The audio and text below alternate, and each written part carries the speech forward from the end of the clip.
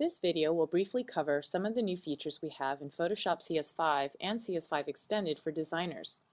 I'll cover some of the larger feature areas, as well as some of the small improvements that we've made that will make a huge impact in day-to-day workflows for any designer. Let's start here in Photoshop with Mini Bridge. Mini Bridge on the right-hand side here is a browser directly in Photoshop now, allowing you to easily browse your images and even drag and drop. I can access many of Bridge's useful functionality directly within this panel. Further, now that I don't have to launch a whole standalone application being Bridge, I don't have to share memory resources when working in Photoshop as well. You can see here that I have many of Bridge's functionalities directly in Photoshop as a panel. Another highly customer requested improvement with drag and drop is the ability to drag an image from your desktop and place it onto your working file. You can see that this is now possible in Photoshop CS5. I'll go ahead and undo that. Now let's jump into some of the larger improvements we have with Photoshop's core competencies, starting with selections. Every designer working in Photoshop is pretty much guaranteed to have to go through the trouble of selecting images out for a certain composite. One of the hardest areas to select out is hair, or edges with higher transparency, or even edges on a complex background. In Photoshop CS5, we really have breakthrough technologies here that help solve some of these common problems. Okay, let's go ahead and open up Mini Bridge. And say I'm a designer working on this ad, this cover for a magazine, and I want to come in here and composite out this woman and add a different model to this cover. I'm going to go ahead and open up the backdrop here, zoom in a little bit, and turn on the model layer. Now I'm going to load up a quick selection that I made earlier and pop into the Refine Edge dialog. Alright, so here in the Refine Edge dialog, let's start out with some of the basic changes we have. First of all, I'm going to add a radius of about 75 and go ahead and show you what I mean by the radius. Here the radius is essentially a radius around the selection edges. Now new in Photoshop CS5 is the ability to add a smart radius. What a smart radius essentially does is detects hard edges versus soft edges. It'll tighten up the radius for hard edges and keep soft areas with that larger radius based on the maximum that you determine here in this field. So you can see again a before where the radius is uniform, and afterwards where the radius is tightened where it can be tightened, and left larger where it needs to kind of maintain some of that softer edges. Alright, let's go ahead and turn off the show radius option so we can continue refining this image. Another new feature in Photoshop CS5 is the ability to paint in further refinements. So I can take my Refine Radius tool here and actually target different areas and paint in areas I want Photoshop to further refine.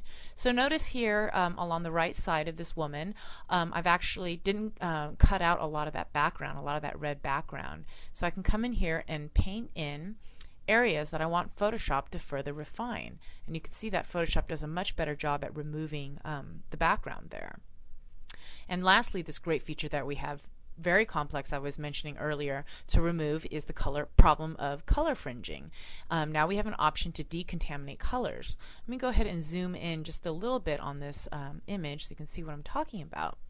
Now on the right hand side here you notice there's a little bit of color fringe, a little bit of that red background layer that's showing through. Now I can actually come in here and click decontaminate colors, and you can see that that color fringe is removed. Again, here's a before and an after. And of course there's a simple slider where you can adjust the amount of decontamination that we apply. And lastly, we have the ability to output to different layer types. So in this case I'm going to output directly to a layer mask and say OK. And you can see how quickly I've made that selection, this complex selection with lots of hard edges and transparency as well. This next feature that I want to show you is what we're calling ContentAware Fill, and it's really going to benefit anyone who finds themselves cleaning up images by needing to remove certain objects or elements from images or perhaps from video frames in Photoshop. So let's go ahead and open up a different image.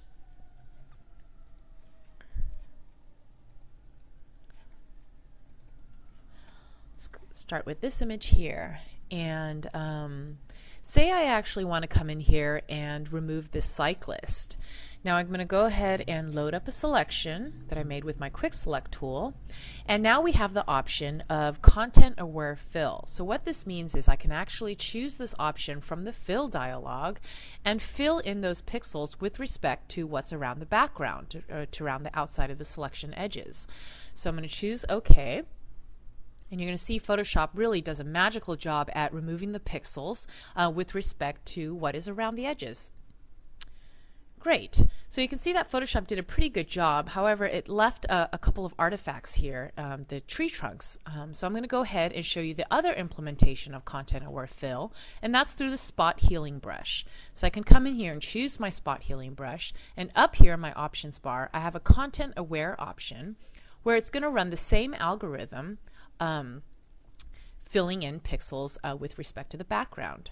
So you can see I did a great job here at removing these artifacts.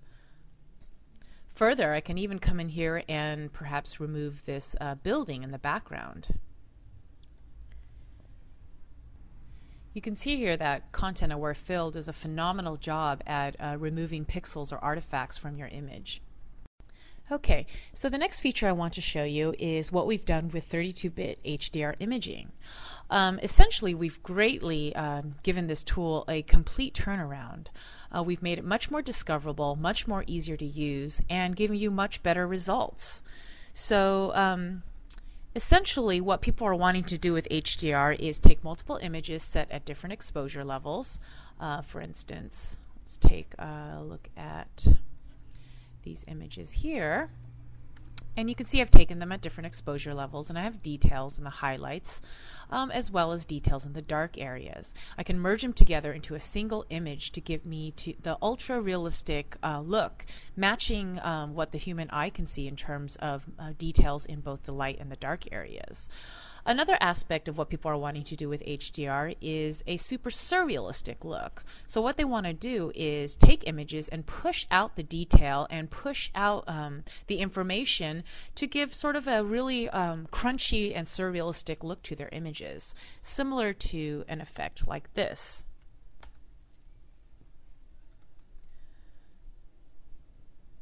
Okay, so let's go ahead and jump into our HDR workflow. I'm going to take these images together, and from Bridge, go ahead and launch into Merge to HDR Pro and combine these images into a single file. You'll notice that upon merging these images together, by default will be popped into the dialog, but further you're going to notice that the results are much nicer on default just by bringing the images into the dialog. You'll see it's much more cleaned up. On the right hand side here we have all the controls to allow you to play with, the glow, a new control gamma allowing you to set the difference between highlight and shadows. You can set the exposure. Detail levels here is where you would actually push out the detail, push out the lines and the contrast, giving you that hyper surrealistic look.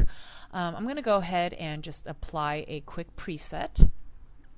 And you're going to see here that I have great details in the dark areas as well as in the highlighted areas. Now another new feature we have in the HDR dialog is the ability to remove ghosting. Now what ghosting is even if I've taken images on a tripod, you're going to get a little bit of blurring due to shifting objects in your images or just slight shifts in pixels upon alignment. Notice here in the water you'll see the fish that's jumping out of the water isn't in every single image that I've taken. Further up here in the sky there's a bird here that isn't reflected properly in every image. Deghosting will essentially remove the blurring and Photoshop will target a single image from which to reference all the other images by. You can see here that on default for this particular set of image, Photoshop didn't do such a great job at defining that reference image, but I can come in here and choose a different one, and you're going to see that you get much better results in terms of moving the ghosting or the artifacts from the differences in pixels for the various images.